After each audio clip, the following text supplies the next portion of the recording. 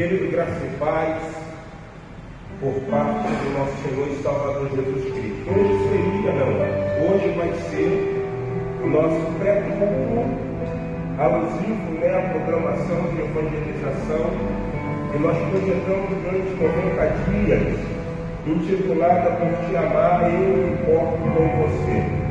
Nós acreditamos, que devido à chuva, alguns irmãos, alguns convidados ficaram impossibilitados de estar conosco.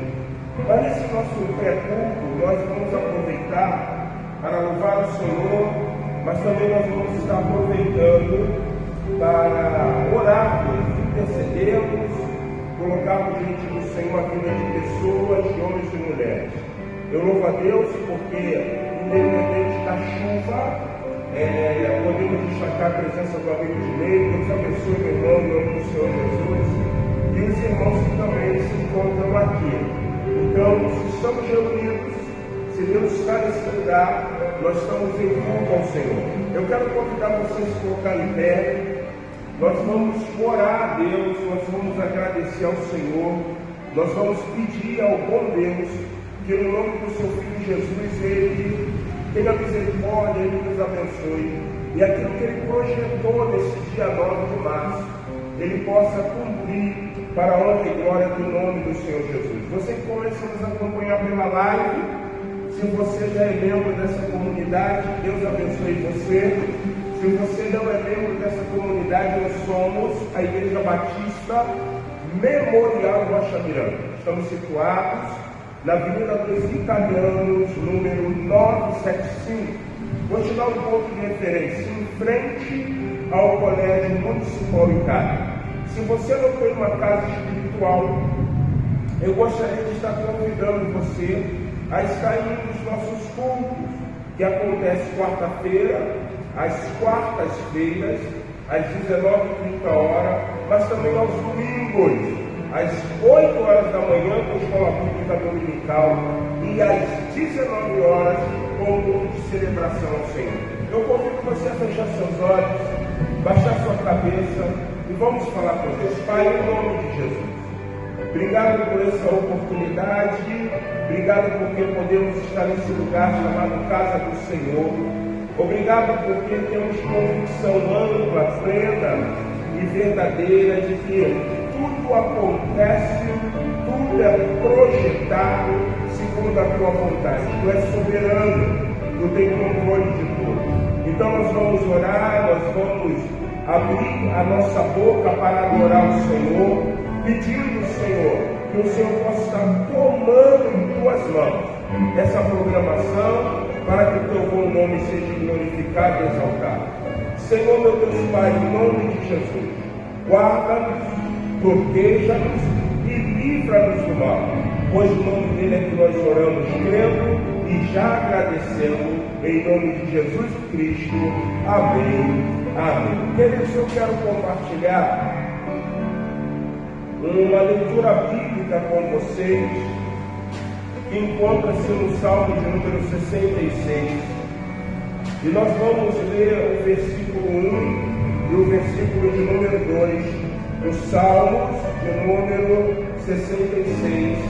Salmo 66, do 1 ao 2, diz assim: aclamem a Deus, povos de toda a terra, cantem louvores ao seu glorioso nome, louvem-no gloriosamente. A igreja poderia ler, tem como projetar, numa única só voz, todos, o Salmo de número 66, versículo 1 e versículo de número 2. Todos, celebrai com júbilo a Deus todas as terras,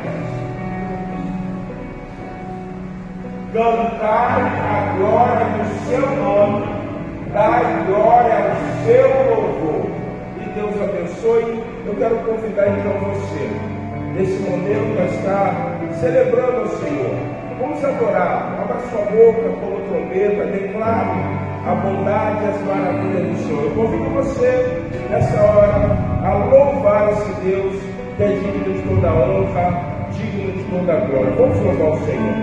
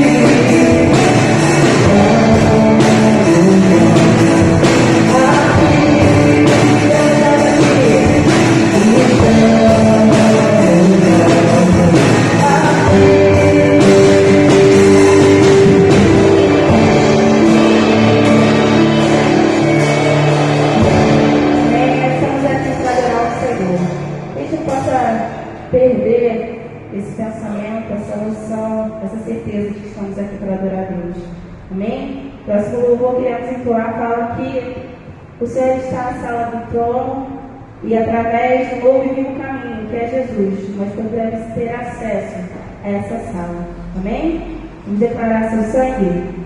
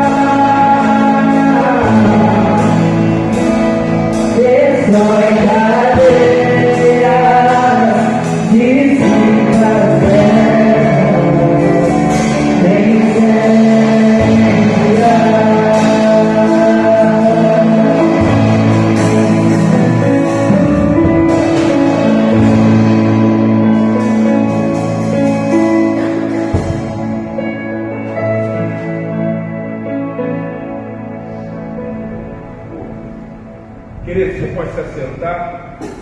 Bom, podemos estar aqui mais uma vez.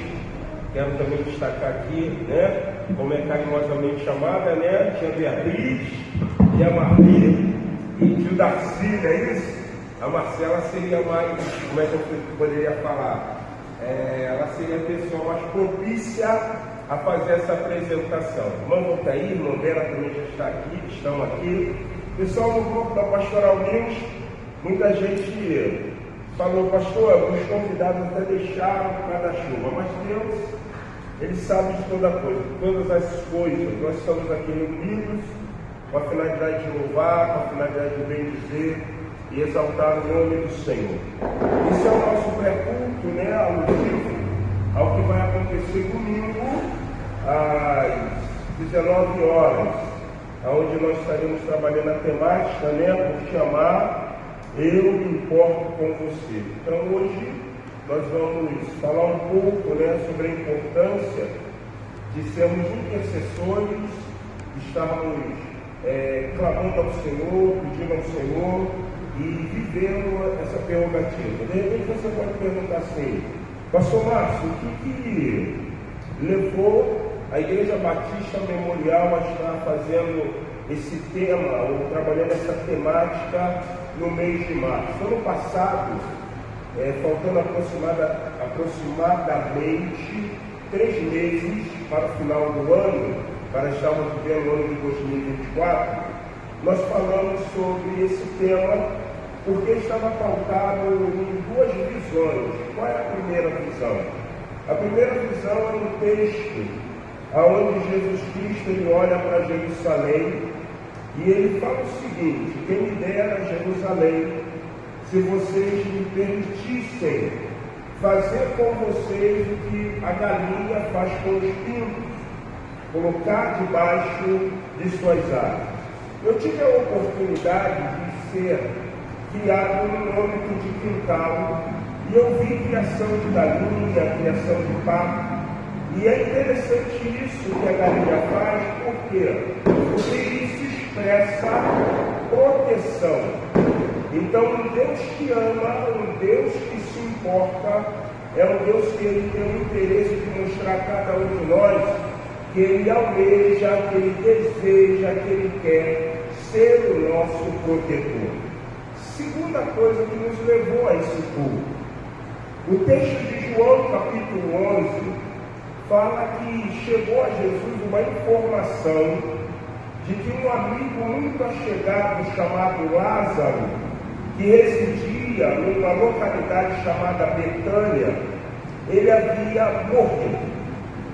E Jesus, acredito eu, até por causa do estudo teológico, que propositalmente ele deixou para ir em Betânia no 4º dia. Porém, já havia então 4 dias que seu amigo Lázaro estava morto. E aí você pode perguntar assim, por que você diz que Jesus fez isso propositalmente? Porque na cultura judaica se tinha uma compreensão de que uma pessoa quando morria, o espírito daquela pessoa durante 3 dias pairava ainda sobre ela. Então o que poderia acontecer? Aquela pessoa poderia voltar à vida. A ciência dá um outro nome para isso. Eu vi há algum tempo uma reportagem sobre pessoas que perderam sinais vitais, foram enterradas e na exumação viram que a urna ou o caixão ele estava com marcas que mostravam que a pessoa ela não havia morrido. Tem-se um nome, me fugiu agora o nome para isso, desse acontecimento que a ciência chama, e os judeus acreditavam que durante 3 dias o espírito do homem ainda pairava sobre ele. Jesus chega no 4º dia, mostrando uma realidade, ele é o Senhor da vida. E ele pergunta, onde colocaram o meu amigo Lázaro? E levaram Jesus a uma caverna, como era tipicamente os sepulcros no Oriente, na Palestina, na cultura judaizante, e ele chora. E as pessoas dizem assim, veja o quanto ele o amava. Então, Jesus, que é Deus, Ele se preocupa com a gente. Então essa programação é para você ter uma dimensão do amor exagerado de Deus. Deus nos ama e Ele se preocupa comigo e com você. Por isso que nós estamos aqui nesse culto pré-culto, alusivo ao que estará acontecendo amanhã, no domingo à noite, às 19h30. Queridos, nós vamos orar, pedindo ao Senhor que Ele nos abençoe, e após a leitura, vamos fazer uma leitura bíblica que encontra-se em Crônicas, o livro das Crônicas de Israel, e nós vamos ler, porém eu não sei qual é o endereço, eu sei que é Crônicas, Não, perdão. Está aqui comigo, é uma citação de uma leitura bíblica. Obrigado, Israel. Pai, em nome de Jesus, nós queremos louvar o Teu nome, queremos Te bendizer, queremos Te agradecer por este culto, agradecer pelos irmãos que chegaram, por aqueles que ficaram impossibilitados de estar conosco por causa dessa chuva tão de repente, mas uma chuva boa, refresca. Podemos então conjecturar e dizer que é uma chuva de bênção. Fala aos nossos corações, dá-nos força e ânimo e continua nos abençoando, pois choramos em nome de Jesus Cristo. Amém. Amém. A leitura que eu quero fazer com vocês, não sei se está para projetar, tem como aí? Está ali. Então eu vou ler, depois a congregação todos juntos. Porque Deus tanto amou o mundo que deu o seu Filho unigênito, para que todo o que nele crê não pereça, mas tenha a vida eterna. Congregação. Veja como é grande o amor que o Pai nos concedeu. Sermos chamados filhos de Deus, o que de fato somos. Todos, nisto consiste o amor. Não que nós tenhamos amado a Deus, mas o que Ele nos amou e enviou o seu Filho como propiciação pelos nossos pecados, como oferta, como sacrifício pelos nossos pecados. Que eles vamos colocar em pé, o Vinícius vai vir aqui, nós vamos cantar um hino congregacional do nosso cantor cristão, hino de número 25, e eu quero convidar você a, junto conosco, louvar ao Senhor por esse hino, esse belo hino do nosso cantor cristão. Que grande amor, excelso amor que Cristo nos mostrou para se tornar o Salvador, a vida não negou. Louvemos por tão grande amor que Cristo assim nos manifesta. Louvemos.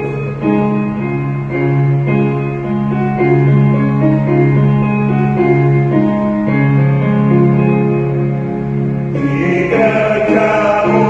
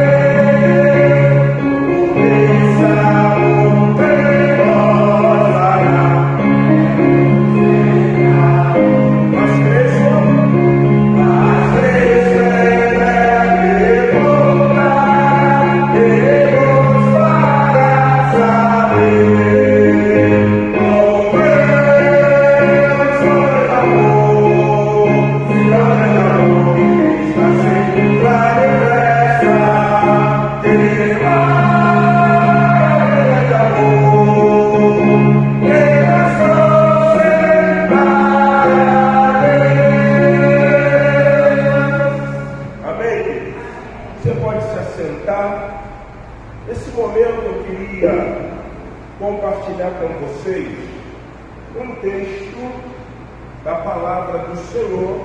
Eu quero convidar vocês a estarem abrindo suas Bíblias no Evangelho de Marcos, no capítulo de número 10. Evangelho de Marcos, capítulo de número 10. E eu quero ler com vocês, começando pelo versículo de número 17. Evangelho de Marcos, capítulo de número 10, a partir do versículo de número 17. Diz assim a Bíblia, a palavra de Deus: E pondo-se Jesus a caminho, correu o homem ao seu encontro e, ajoelhando-se, perguntou-lhe: Bom mestre, que hei de fazer para herdar a vida eterna? Respondeu-lhe Jesus: Por que me chamas de bom? Visto que ninguém é bom senão Deus. Tu sabes os mandamentos: não matarás, não adulterarás, não furtarás, não dirás falso testemunho, não defraudarás ninguém, honra o teu pai e tua mãe. Então ele respondeu: Mestre, tudo isso tenho guardado, observado, praticado desde a minha juventude.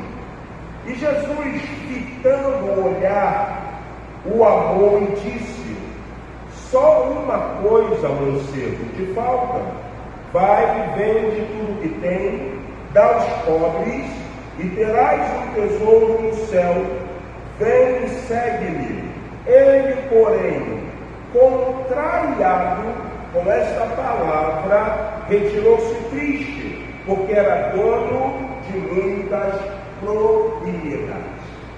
Esse texto é muito interessante, e nesse pré-culto eu queria compartilhar um pouco com vocês, não somente a prerrogativa ou a perspectiva, da onde diz que Jesus o amou, olhou com amor, Jesus fitando os olhos e respondendo, com sutileza, aquela forma que nós imaginamos que era a forma do Senhor Jesus, uma forma calma, uma forma serena, uma forma extremamente amorosa.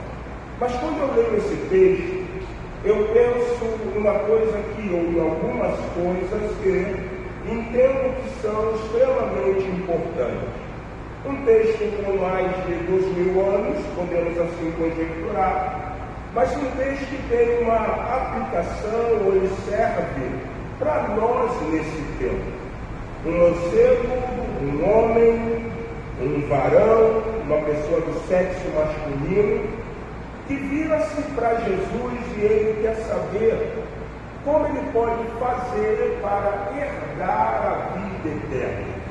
Pastor Joselito, ainda estava pastor na primeira igreja batista de Acari, ele, em certa ocasião, dando um curso de evangelização, ele virou e ele estava dando esse curso na igreja a qual eu fazia parte, que era a primeira igreja batista de Rocha Miranda, na rua Cotijuba, número 61, Saudoso não, então, até então, pastoreada pelo pastor Edinaldo Nunes Gregório. E o pastor Joselito fez a seguinte pergunta: o que vocês definem por vida eterna? O mancebo, esse homem, vira-se para Jesus e pergunta: Bom mestre, o que eu devo fazer para ter a vida eterna?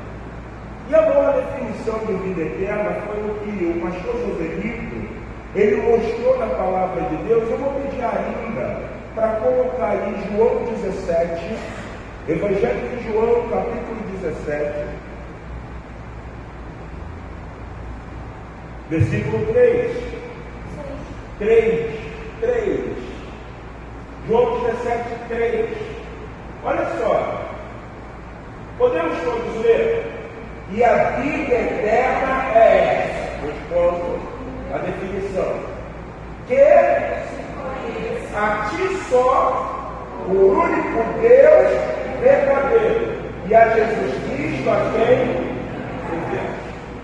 Eu acredito que Jesus Cristo, quando ele é perguntado por esse mancebo, ele podia ter respondido isso: a vida eterna é e ao teu filho Jesus, a quem tu enviaste. Mas Jesus foi mais a fundo. Porque quando esse mancebo pergunta: bom mestre, o que devo fazer para herdar a vida eterna?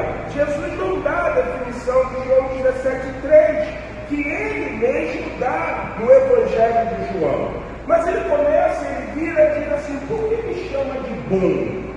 Porque bom somente é um, é o Pai. E aí ele pergunta: você conhece o Decálogo? Você conhece os mandamentos, os 10 mandamentos? E Jesus, é interessante a forma como ele trabalha com esse homem. Porque Jesus Cristo, ele pega os 6 últimos mandamentos e ele começa a recitar para o homem: você faz isso, você faz isso, você faz isso, você faz isso, você faz isso, você faz isso.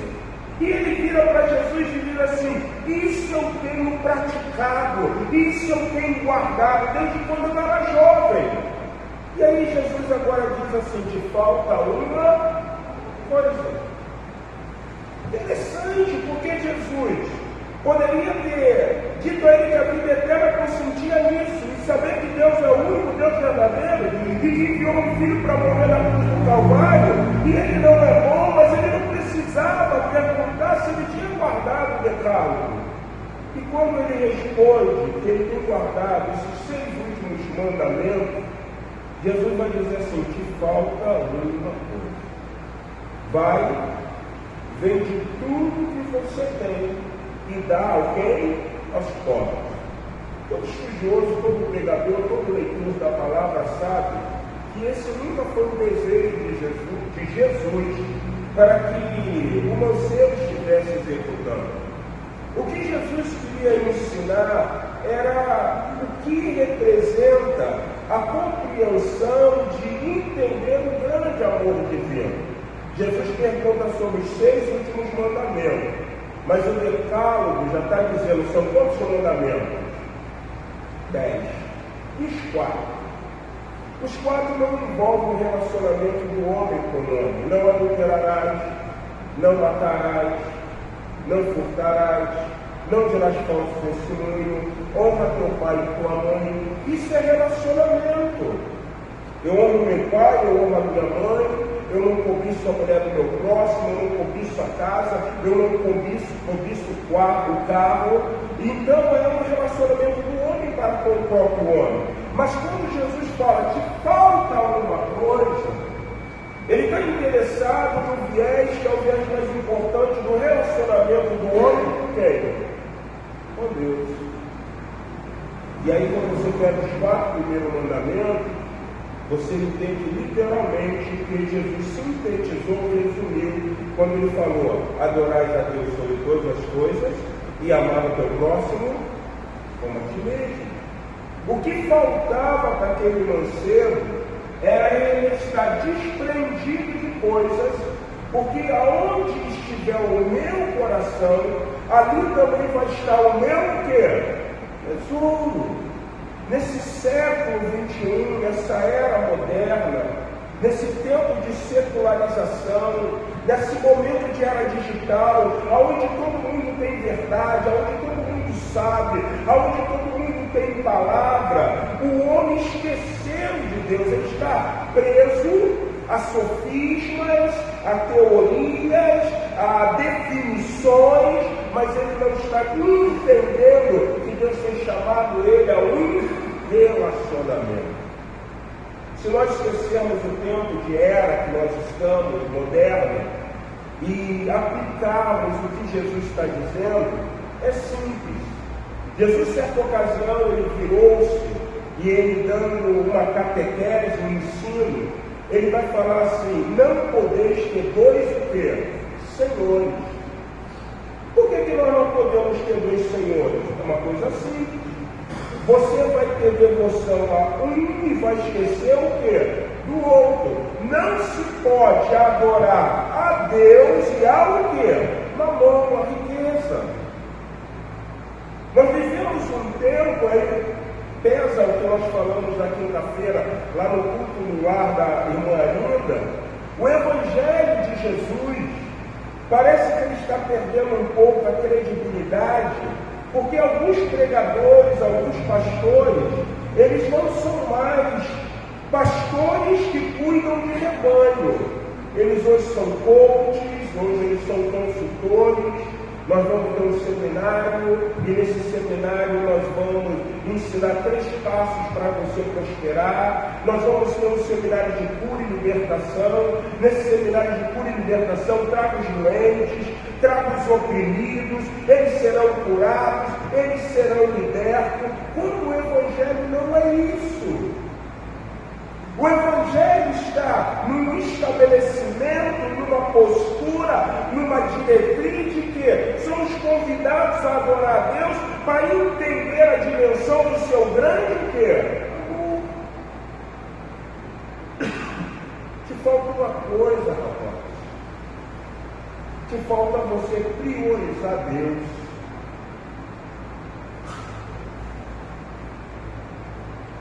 Se nós queremos priorizar, entender o grande amor de Deus, precisamos estar desprendidos de coisas, precisamos estar priorizando ao Senhor. E o que você percebe? Quando Jesus ele faz uma coisa muito interessante, e essa é a perspectiva do cristianismo, e em todo momento, quando você percorre a palavra de Deus, a Bíblia, você vê. Jesus, eu acredito que ele era calmo, sereno e tranquilo.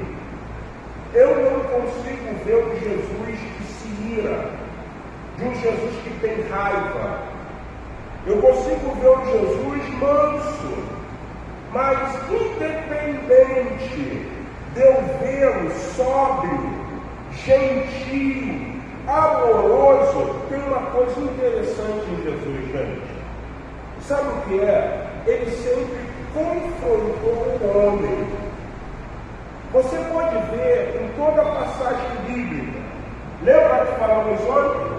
Está ele lá no meio da multidão. A multidão está apertando ele, como diz o texto, está comprimindo Jesus. E daqui a pouco há uma mulher que há 12 anos ela sofre de uma hemorragia. E ela diz assim: se eu apenas tocar, porque eu já gastei todo o meu dinheiro, ninguém conseguiu resolver o meu problema. Estou carregando um estigma, sou considerado uma mulher imunda. E aí o que acontece? Ela enfrenta a multidão e toca em quem? Em Jesus, na hora da túnica em consulte de Jesus, túnica sem costura, túnica valiosa, que provavelmente ele recebeu de alguém, por isso que dançaram a sorte sobre a túnica. E ele vira e diz assim: alguém me tocou. Pedro fala assim: mas Senhor, como alguém te tocou, se a multidão toda está te apertando? E ele diz assim: o que de mim saiu por poder? A palavra grega é dunamis, né? Que derivou uma palavra na língua latina chamada dinamite. E dunamis no grego, koiné, que é o grego não clássico, traz a ideia de que poder miraculoso, como uma bomba. Ele saiu de mim dunamis. Eu fiz o milagre. Ele começa a falar: quem me tocou, quem me tocou, quem me tocou. Ele confronta agora a pessoa. E a mulher côncia, a mulher ciente do que nela havia acontecido, mas ela sabia das sanções. Nós estamos fazendo a leitura da Bíblia todo esse ano, vocês viram em Levítico. Se uma mulher, no seu período costumeiro como mulher, ela passasse de 12 dias, ela era considerada o quê? Imunda. Se ela tocasse alguém, o que ela tocou é o quê? Imundo. Tem que passar por rito de purificação, tem que chegar ao sacerdote, tem que fazer um processo. Ela sabia disso, mas a necessidade dela é extraordinária. Então ela trêmula, com medo do que poderia acontecer quando ela dissesse, o texto ressalta, o texto diz que ela declara o motivo pelo qual tocou na hora da túnica de Jesus. E Jesus, confrontando aquela mulher, ele diz assim: filha, vai-te em paz, a tua fé o quê? Te salvou. O Evangelho que mostra o amor de Cristo Não é o evangelho como pastor coach. Não é o evangelho que vai dizer para você 3 passos para você prosperar. É o evangelho que te confronta com a tua verdadeira natureza, com o que está no teu quê? Coração. A própria Bíblia diz que o coração é algo extremamente o quê? Enganoso. O que Jesus faz com esse mancebo é simplesmente isso. Eu sei que você se relaciona com os homens. Em outras palavras, se eu quero entender o amor de Deus, a primeira coisa bem latente é: eu preciso ser bom para pessoas. É interessante, né, que quando nós falamos sobre esse posicionamento do amor de Deus, e é necessário que eu também expresse amor, eu lembro que Jesus, quando ele morre e ressuscita, ele aparece aos seus discípulos. Quando ele aparece aos seus discípulos, ele vem sobre o mar, eles estão com roupas que são roupas internas, né? Os jesuítas estavam despidos, não é que estavam sem roupa, e quando vê aquele homem andando sobre o mar, Pedro entende que é Jesus. No primeiro momento que Pedro vê Jesus andando sobre o mar, vocês lembram o que ele fez? Mestre, permita-me ter contigo. Aí Jesus falou assim: vem Pedro. E Pedro andou sobre as águas. No segundo momento do Jesus ressurreto, quando Pedro vê que é Jesus, o texto diz que ele mergulha na água. Por quê? Porque ele havia negado. Ele está com vergonha.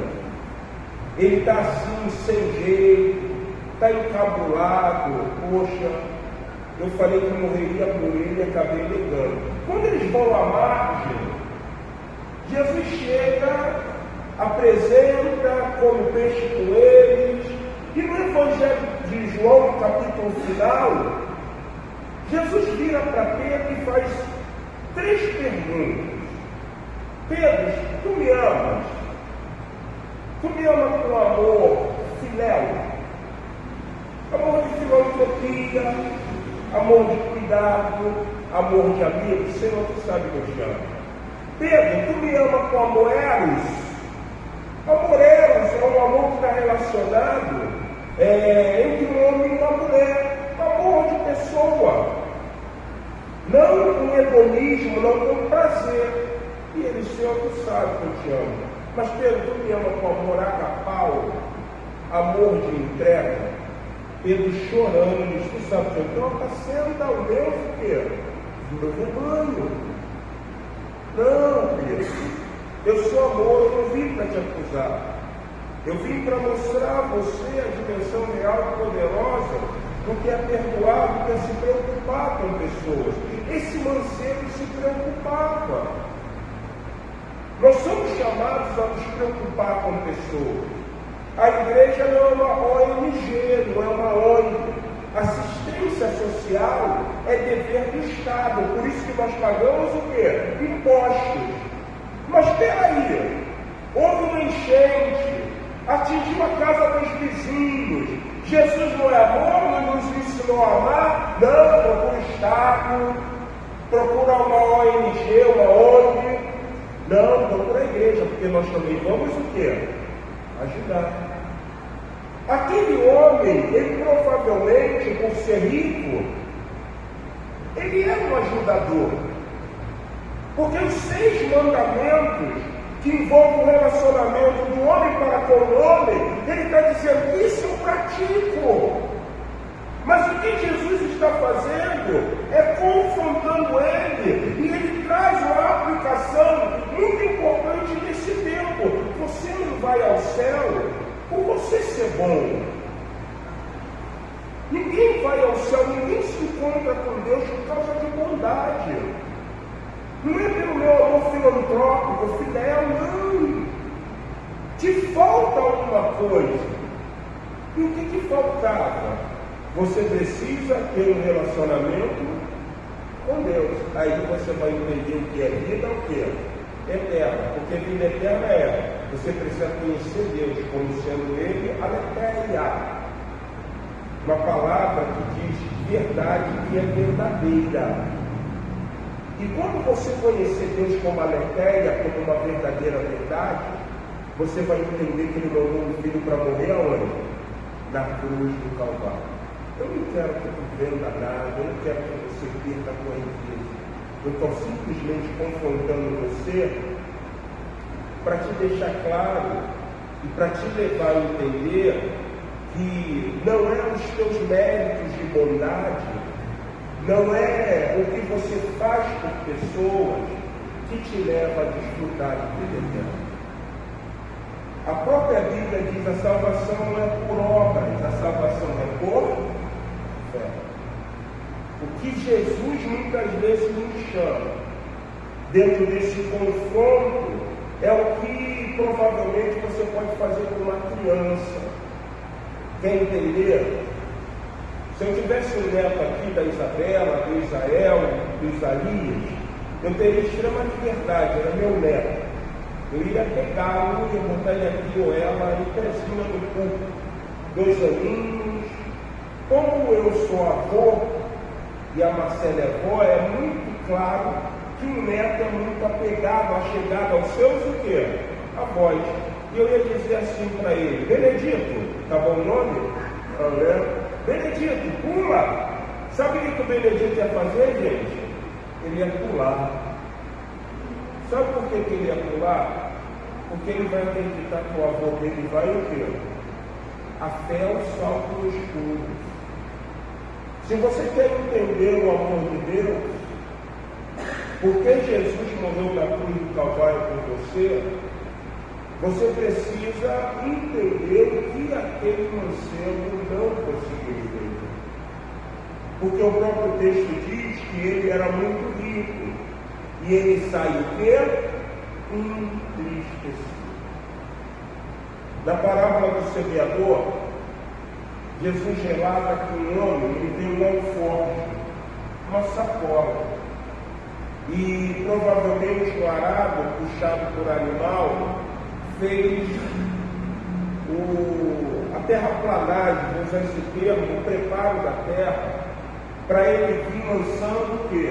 A semente. Quando um semeador mete a mão no alforje, com certeza as sementes vão cair fora do lugar onde deve ser o quê? Plantado. Vem as aves do quê? Come. Ele diz assim: isso é todos que receberam a palavra com alegria. Mas veio as adversidades, veio os problemas e tiraram a semente que foi gerada no seu coração. Existe aquele que tem a semente.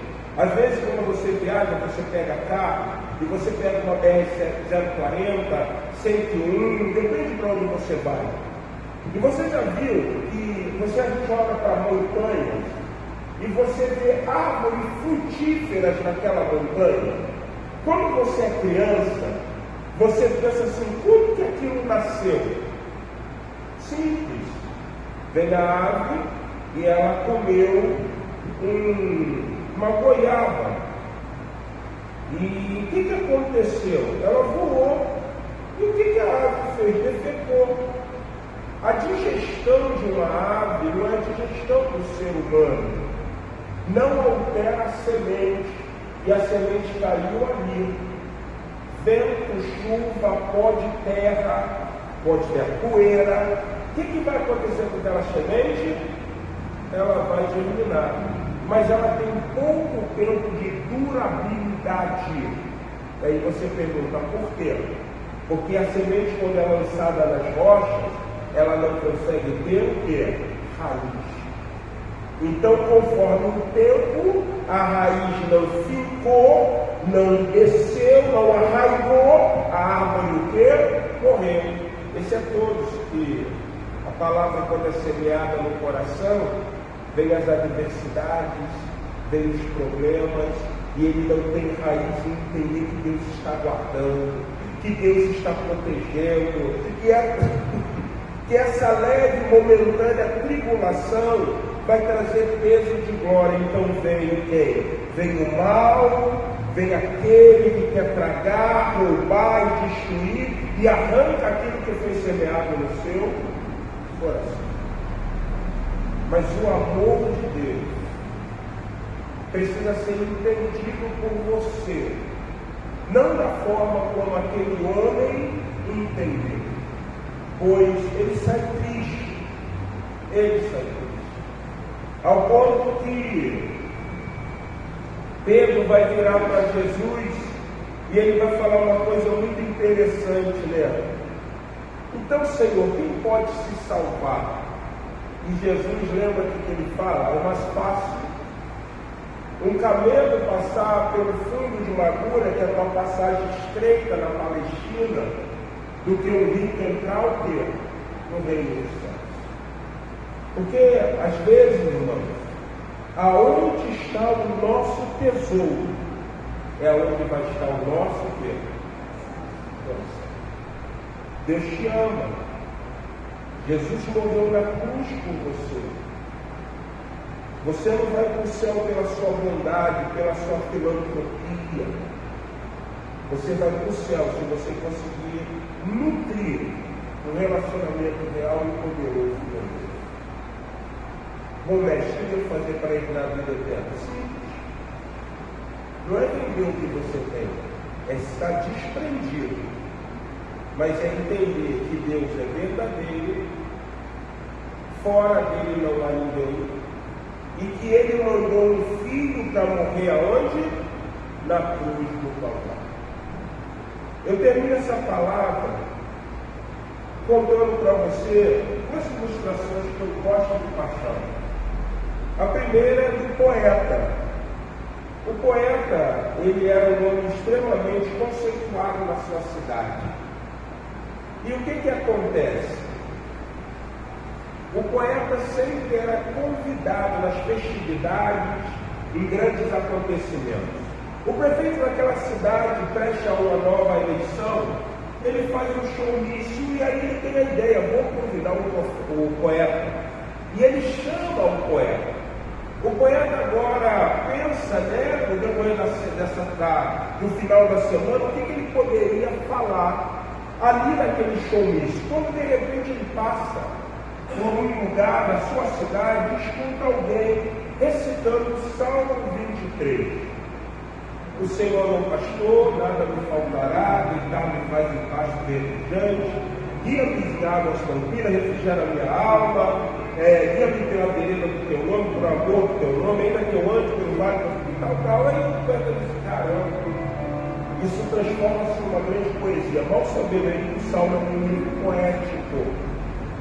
E agora ele está lá no showmício, o prefeito chama o poeta, e o prefeito diz, está conosco o poeta, e ele vai mais uma vez recitar uma bela poesia para a gente.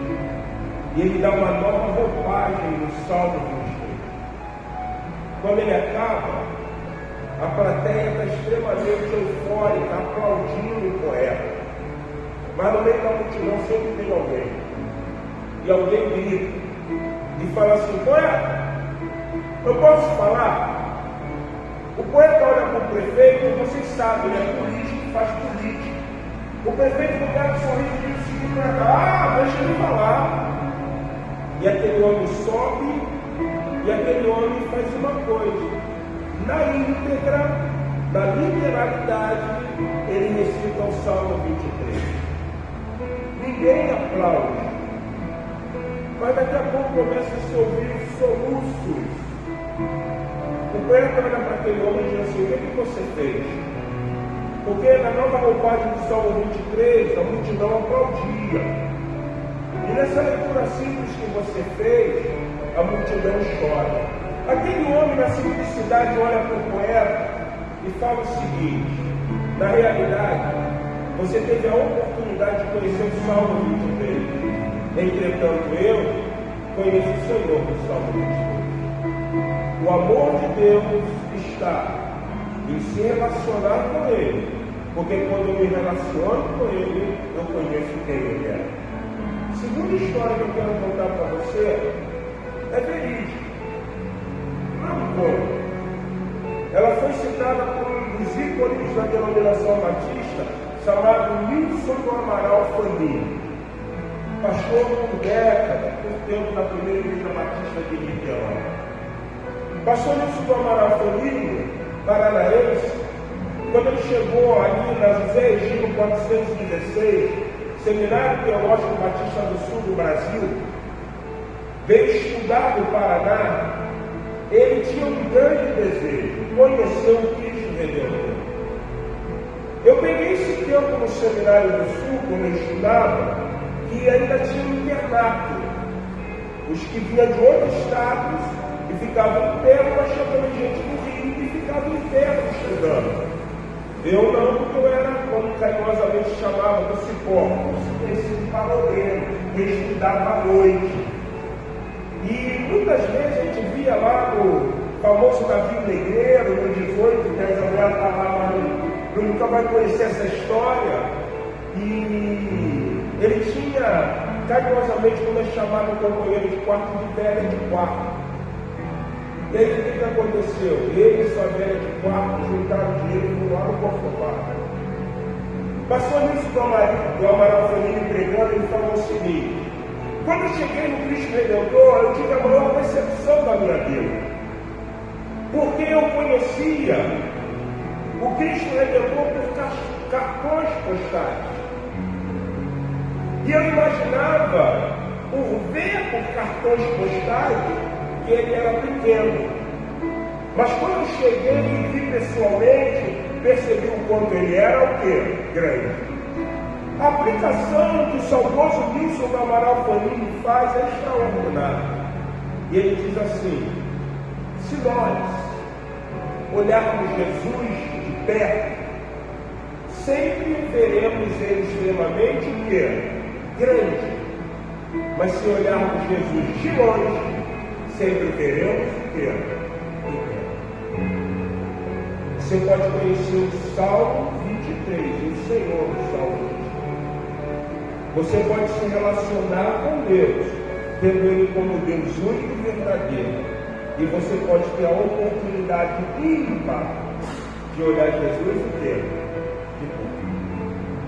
João 3,16 diz que Deus amou o mundo de tal maneira que deu seu Filho unigênito, para que todo aquele que nele crê não pereça, mas tenha o quê? A vida. Certa ocasião, uma pessoa perguntou assim para mim: pastor, no trabalho, por que se eu morrer sem Jesus, eu vivo uma vida de condenação? Eu expliquei para ele uma coisa que a Bíblia mostra com maior clareza, e eu acabei de falar isso aqui para vocês. João 17,3 diz: a vida eterna é esta, que conheçam Deus como sendo Ele o único Deus verdadeiro. O único Deus verdadeiro. Se Deus é verdadeiro, nele não existe o quê? Mentira. E por que o homem é condenado? Porque ele faz Deus mentiroso. Não, porque ele faz. Porque João 3,16 diz que Deus amou o mundo de tal maneira que o quê? Deu um filho para morrer na cruz do Calvário. Então, todas as vezes que eu nego a salvação em Jesus, eu estou dizendo que Deus é o quê? Mentira. É isso que vai condenar. Negar a verdade divina. Negar que Jesus é o Salvador, o enviado. Hoje na leitura bíblica, né, quando a Marcela estava fazendo, eu ouvi, e o texto estava dizendo que vai haver menos rigor para Sodoma e Gomorra do que para essa geração. Menos rigor para Sodoma e Gomorra do que para essa geração. Por quê? Porque no época de Sodoma e Gomorra, Jesus era simplesmente um logos, um verbo, uma palavra.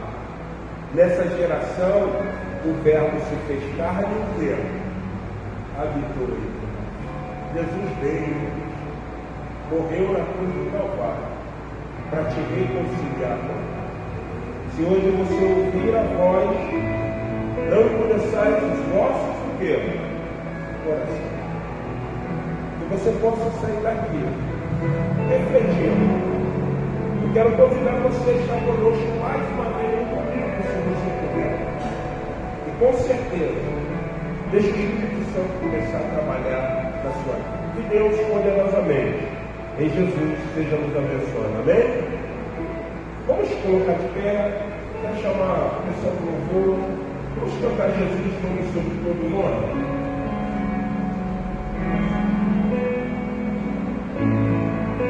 Estamos chegando ao nosso tempo, ao nosso culto.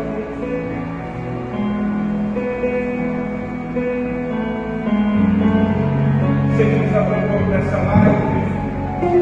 Deus poderosamente em Jesus abençoe a sua vida. Eu quero convidar você a estar conosco amanhã, dia 10, às 19h30. Você é o nosso convidado. Você é a nossa convidada. Venha, traga o familiar, traga o meu querido, para que juntos possamos ouvir a palavra do Senhor. Deus te abençoe, Deus te guarde, Deus te prospere, Deus te livre de todo mal, no nome do Senhor Jesus. Volta para nós.